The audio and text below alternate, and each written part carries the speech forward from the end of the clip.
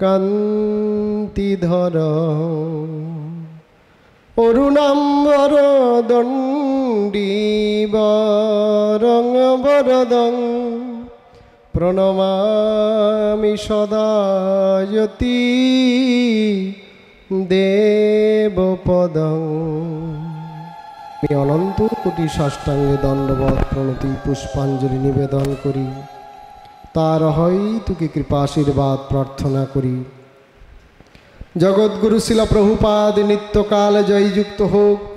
রূপানুগ গৌড়ীয় গুরুবর্গের শ্রীচরণ বন্দনা করি।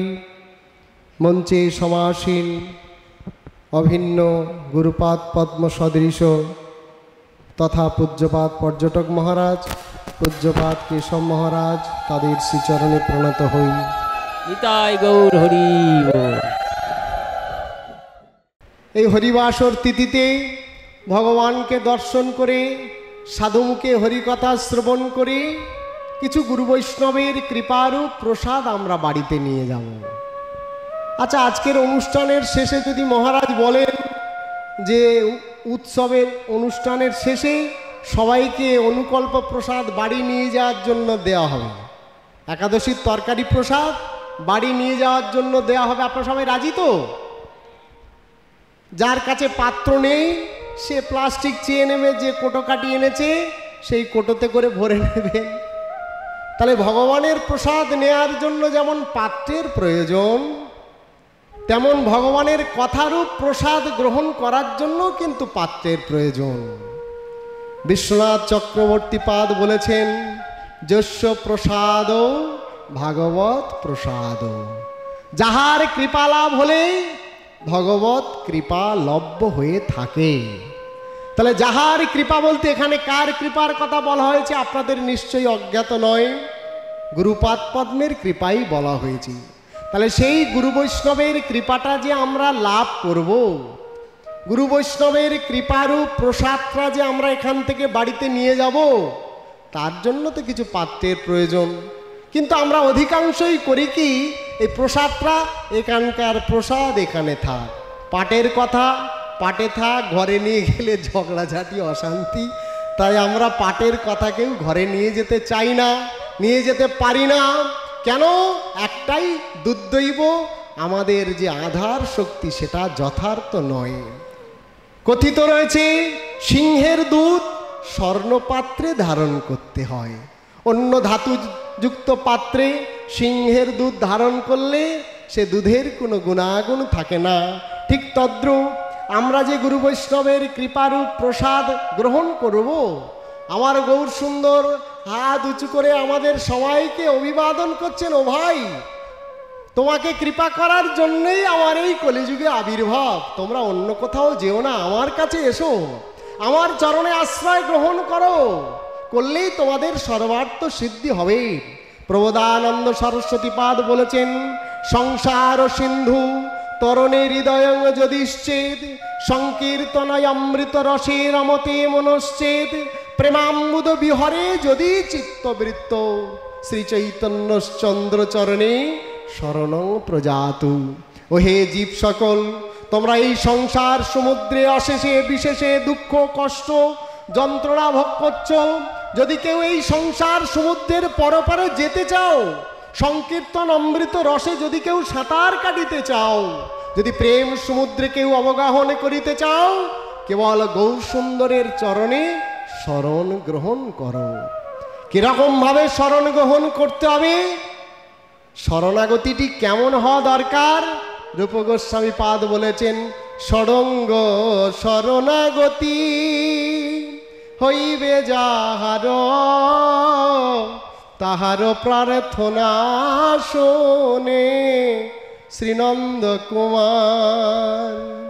আমরা যে গুরু বৈষ্ণবের কৃপা করুণা লাভ করব, গৌর সুন্দরের কৃপা করুণা লাভ করে জীবনটি ধন্যাতি ধন্য করব, তার জন্য কি যোগ্যতার দরকার? এ জগতের কোনো পদে আসীন হতে গেলে যোগ্যতার দরকার রয়েছে। যে সঙ্গীত শিল্পী হবে তার গান জানা দরকার রয়েছে, যিনি স্কুলের শিক্ষকতা করবেন তার জাগতিক পাণ্ডিত্যের দরকার রয়েছে। কিন্তু যিনি ভগবানকে লাভ করবেন, যিনি গুরু বৈষ্ণবের কৃপা করুণা লাভ করবেন, তার কি যোগ্যতার প্রয়োজন? কি যোগ্যতা হলে তার আধারটি কেমন হলে গুরু বৈষ্ণবগণ কৃপা করেন, মহাপ্রভু তার ভক্তদের মাধ্যমে সেই শিক্ষা দান করেছিলেন। শ্রীল সনাতন গোস্বামীপাদ তৎকালীন নবাব হোসেন শাহ রাজদরবারে প্রধানমন্ত্রী ছিলেন। গৌর সুন্দর কি তাই তাকে কৃপা করেছিলেন? বলছে না, ওই পদমর্যাদা দেখে গৌর সুন্দর তাকে কৃপা করেনি। সনাতন গোস্বামীপাদ ওই প্রধানমন্ত্রীর পদ হেলায় ছেড়ে দিয়েছিলেন। তার ভাই রূপ গোস্বামীপাদ অর্থমন্ত্রী ছিলেন, তিনিও পদ ছেড়ে দিয়েছিলেন। মহাপ্রভু যখন রামকেলি গ্রামে এসে উপস্থিত হয়ে আছেন, ওই দুই ভাইকে কৃপা করবেন বলে চৈতন্য ভাগবত চৈতন্য চরিতামৃতে ব্যাখ্যা দেখাচ্ছেন। এত বড় পণ্ডিত দুইজন ভাই, কি তাদের বুদ্ধি, কি তাদের বিচক্ষণ শক্তি!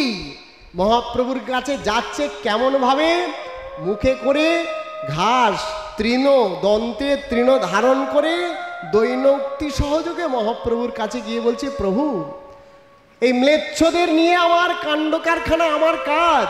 এ যাবৎ কাল ওই ম্লেচ্ছদের সেবা করেছি, অসৎ সঙ্গে আমার জীবনটা দুর্বিপাকে পড়ে গিয়েছে। আপনি কৃপা করে আমাদের এই দুই অধমকে আপনার চরণে স্থান দিন।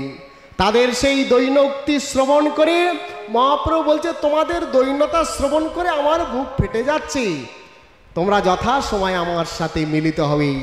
তারপরে যখন মহাপ্রভুর সাথে সনাতন গোস্বামীপাদ পুরীধামে মিলিত হয়েছিলেন, অনেক কাহিনী আপনারা জানেন। সেই সনাতন এবং রূপ গোস্বামীপাদের কেমন চরিত্র, কেমন তাদের দৈন্যতা, কেমন তাদের মহাপ্রভুর প্রতি আত্মশরণাগতি। একদিন এই জ্যৈষ্ঠের দুপুরবেলা মহাপ্রভু রয়েছেন গম্ভীরাতে, সনাতন গোস্বামীপাদকে ডাক করিয়েছেন। সনাতন গোস্বামীপাদ সেই সংবাদ পেয়ে, জ্যৈষ্ঠ মাসে পুরীধামে প্রচণ্ড গরম, রাজপথ পরিত্যাগ করে ওই সমুদ্রের ধার দিয়ে বালুগুলো যেন গরম আগুন হয়ে রয়েছে, সেই বালুকার পথ দিয়ে বাহ্য দশা নেই গিয়ে মহাপ্রভুর সাথে মিলিত হয়েছে। পাগুলো ফোসকা দগদগ হয়ে গেছে, অত্যন্ত বালু গরম। মহাপ্রভু বলছে, সনাতন তুমি রাজপথ দিয়ে না এসে এই বালির উপর দিয়ে আসলে? বলছে, প্রভু এখন দুপুরবেলা জগন্নাথের সেবকগণ ভোগ দেওয়ার জন্য তারা ওই রাজপথে যাতায়াত করছে। আমার মতো একজন অতীত দিনহীন নীচ পতিত পাষণ্ডী আমি যদি ওই পথ দিয়ে আসি, আমার স্পর্শে ওই পূজারীদের গায়ে হাওয়া লাগবে, ওরা অপবিত্র হয়ে যাবে। মহাপ্রভুর ভক্তের কেমন চরিত্র!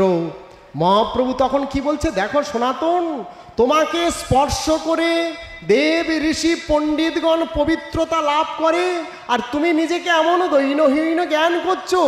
অতি উত্তম। বৈষ্ণবের এই মর্যাদাটা পরম ভূষণ স্বরূপ।